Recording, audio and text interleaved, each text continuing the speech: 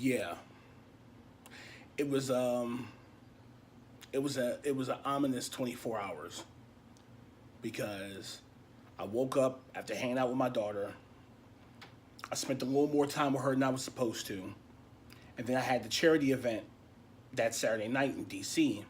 So I checked into the one-star hotel, and I wasn't feeling it. I just wasn't feeling it. I was doing the whole back to basics campaign, but I wasn't feeling it. Not in my city. So I checked into the Sheraton. So far, everything is lovely. Let's see what's up. What's going on, man? What's happening? Man, I can't go anywhere without being recognized. So we'll see what's up. Oh, top floor, 15th. Oh, let's see what they got. My crew is ravenous. Ravenous. They've been waiting for this day. We've been on the promo break. All right, let's see what we got. Okay. I got my bags up here already. Oh. He's got the camera stand here because he knows I'm going to want to sit in this chair and have this in my background. Pentagon Memorial, Washington Capitol, George Washington Monument. Yeah, this is gonna work. It's a decent room. They got my electrolytes out. Okay. See what kind of bedroom we working with here. Ooh, this bed's a little small. Oh, he's got my promo gear laid out. These guys are ready. I better not disappoint. I want the Pentagon in the background.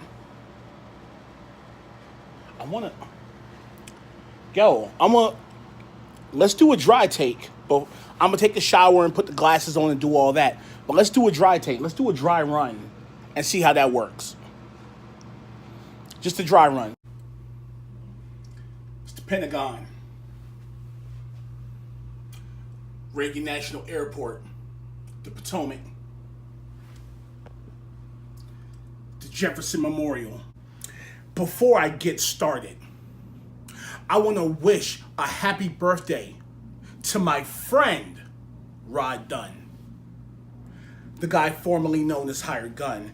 Now, Rod, I want you to enjoy this day, the Cinco de Mayo. I hope 36 is everything to you that it was for me. And I truly mean that. That first promo was gold. People stop me all the time. They say, Hurt, what's going on between you and Hired Gun? You seem to have had a little bit of a falling out. Yeah, I'm not going to go into details on what's going on between me and Hired Gun. I said something in the promo that he took mad defensively, not just him, a lot of people, without repeating it. And the truth of the matter is, I don't regret things that I say. I regret things that I don't say. I don't regret things that I do. I regret things I don't do.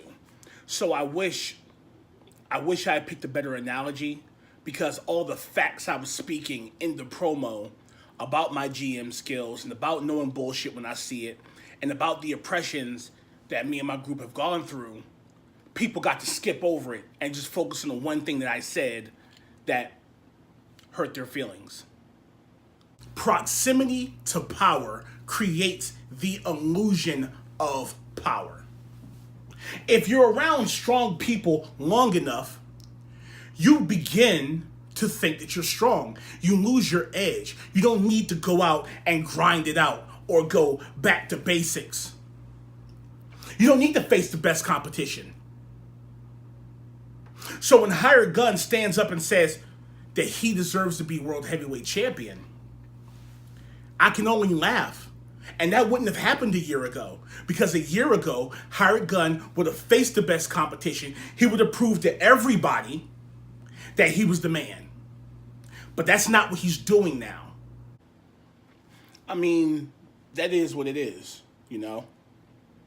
Hired Gun's not the same person he was last season.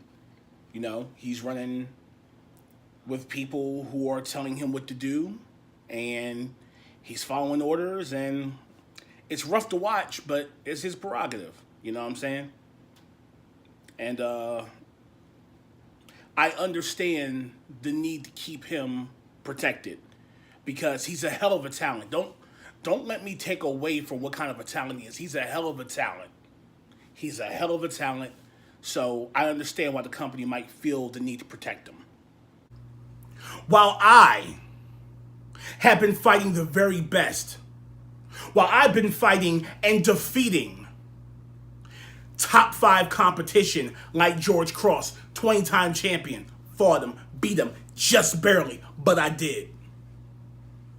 While me and my takeover partners beat the tag team champions, not once, not twice, but 3 times, and then turned around less than 2 weeks later and defended it against 2 other teams, Demon Styles and the best tag team you guys have ever seen, even though they're chilling out right now, might be, and Brandon Moore.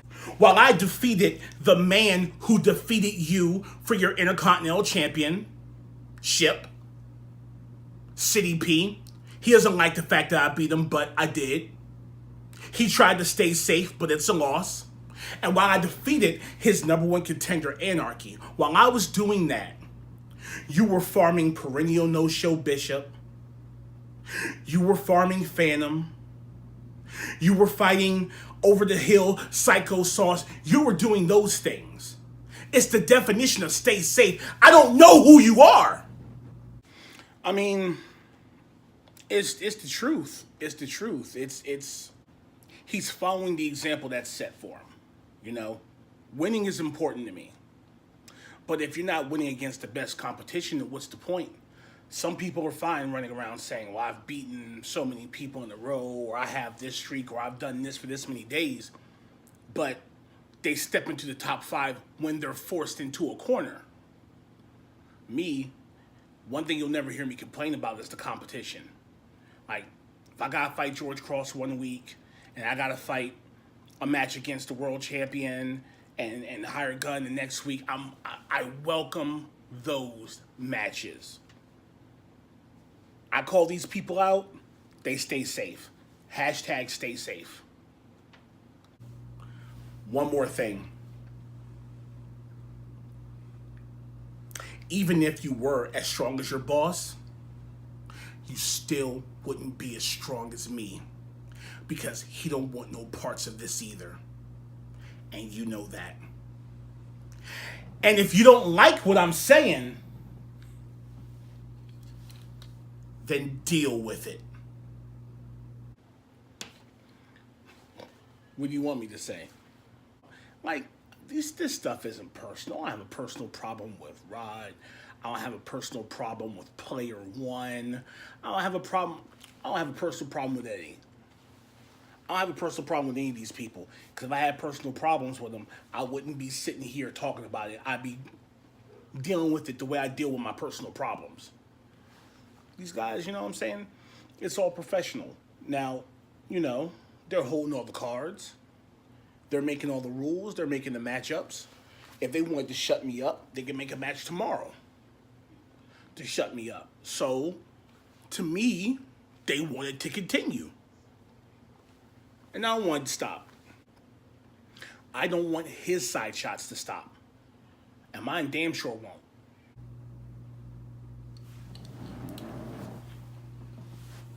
Cut. That's it. Fuck, that's it. One take. We ain't gotta do another take. I mean, I could try one with the black shirt, but this is perfect.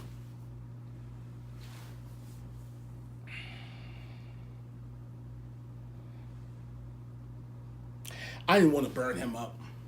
I didn't want to.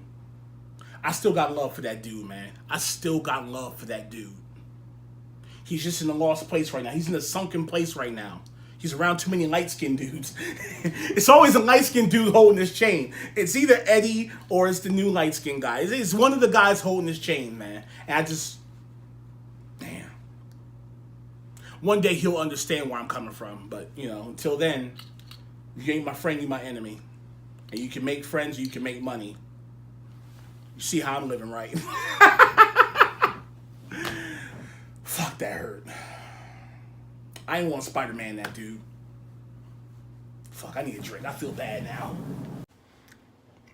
You could see, as soon as that promo was over, I started having, like, there was a small part in my head, that small Jimmy Cricket on my ear who was like, yo, that was messed up. And there's a lot of that promo that LUW will never see. There was a lot of it that was brutal. And I went to a party that night, charity event. Everybody wants to take pictures. I had to come outside and get some air. Drunk as hell, I won't remember this until later. And I was still kind of turned up. Hopefully there's no footage of me, you know, at that party. Fuck Hired Gun, I don't think he's in here. Fuck George Cross.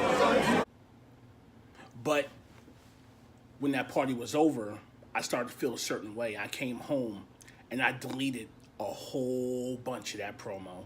I deleted like the other couple of takes. I deleted my entire black shirt take. I did the blue shirt take. And then I took a shower. I put on the black shirt. I did another take.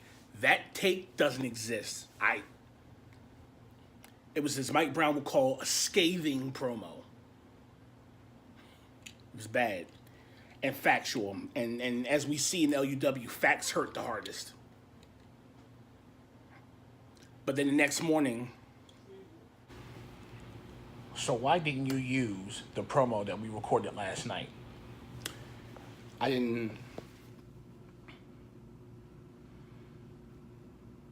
People in LUW already have a perception of me that I say things personally just to dig, or I have a problem with people. And it's just my character. I don't wake up in the morning and become this. I am who I am. I was this before LUW. I'll be this afterwards. So. And every time I compromise myself, I pay for it. Every time I say, I'm not going to do this because I don't want to hurt this person's feelings, or I don't want to do this to this person, I pay for it. Every single time. That person makes me regret it. Every single time. Like the analogy I used in my promo. The one time that chick comes to you who's not your boss and says, make those copies, and you go, all right, I'm just going to do it just whatever. Now she's your boss. Now when you say no, you're being insubordinate. So, you know, it's whatever. What happens if you lose? If I lose, I come back. If we lose, we come back. It's no difference. The only difference between winning and losing is how you rebound from it. These guys lose, and, you know, I don't really poke at people who lose matches a lot. Like, I wanted to take a little jab at the trio of champions that lost at Greatest Rumble, but, you know, competitors lose. You win some, you lose some, which is why when they take shots at me for losing, I kind of laugh about it. I know it's nothing malicious. I enjoy it. I look at it and I kind of laugh because I know that I'm going to get back. But the problem is, when I get back, that's when people have the problem. You hit me, I hit back. It's like, oh, you hit back too hard. So, whatever. All right, now we got to make this drive up to Jersey. Backlash.